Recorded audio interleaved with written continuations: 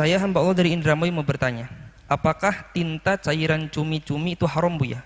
Mohon penjelasannya sesuai madhab Buya. Terima kasih. Baik. Pertama masalah cumi-cumi.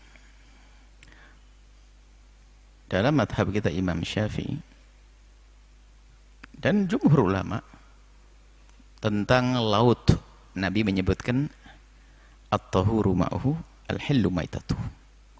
Air laut suci dan bangkainya laut adalah halal. Dalam madhab Imam Syafi'i selagi tidak membahayakan, semua binatang di laut adalah halal. Bentuknya apa saja.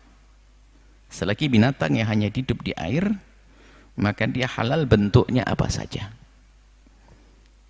Bentuk ular namanya belut. Asalkan tidak membahayakan dan hidupnya hanya di dalam air. Termasuk cumi-cumi. Dibilang ikan model apa kan begitu? Berjari begitu. Cumi-cumi. Maka cumi-cumi adalah halal. Di dalam madhab kita Imam Syafi'i dan jumhur ulama. Kemudian di dalam cumi-cumi ada sesuatu, tintanya. Yang kata yang suka cumi-cumi, tinta bikin lezat. Jika tintanya hilang, sudah hilang selera katanya. Bagaimana hukum tinta tersebut? Di dalam ikan itu memang ada najisnya. Biarpun ikan itu kalau jadi bangkai adalah halal dimakan, tapi dalam ikan juga ada najisnya. Dan najis itu adalah dari darahnya. Darah ikan najis. Jangan sampai orang menduga mentang-mentang ikannya halal lalu darahnya tidak najis. Darahnya najis. Sehingga kalau kita menyembelih paus, menyembelih ikan besar lalu berdarah, darahnya banyak, kita tampung, najis, kita goreng, haram. Tapi darah yang dalam daging dimaafkan. Darah. Selain darah adalah sesuatu yang istahil, itu hancur bersama pencernakannya.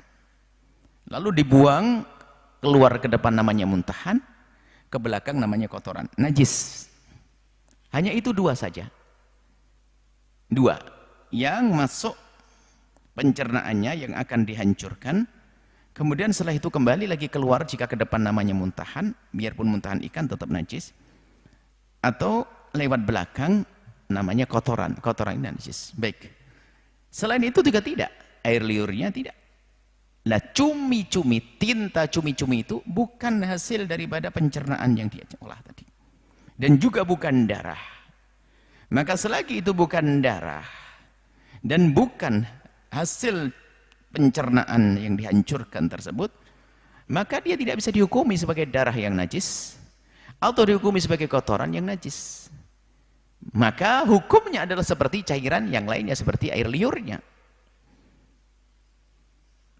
Karena itulah maka, karena tidak dianggap sebagai sesuatu yang najis, maka jika bergabung dengan makanan yang lainnya, jika dimakan tidak menjadikan itu semuanya najis, kesimpulannya boleh dimakan. Jika ada orang yang mencoba menjelaskan dengan cara yang berbeda, lalu kesimpulannya mengatakan haram, urusan dia. Sebab keharaman sangat jelas di sini. Itu bukan mau dikelompok-kelompokkan apa dia. Karena itu adalah letaknya adalah di dalam kepala, tapi bukan di tempat pencernaan yang hancur itu. Jadi ada kepala cumi-cumi, setelah dalam kepala itu ada di perut bagian atas itu ada. Makanya kalau menyembelih cumi-cumi itu harus pisah pelan-pelan kepalanya, jangan sampai tintanya itu hilang. Jadi tinta bukan tergolong sebagai darah dan juga bukan tergolong sebagai kotoran, maka tidak bisa dikatakan najis. Karena tidak najis, maka itu adalah bukan suatu yang haram. Begitulah yang dikatakan para ulama. Wallahu a'lam bishawab.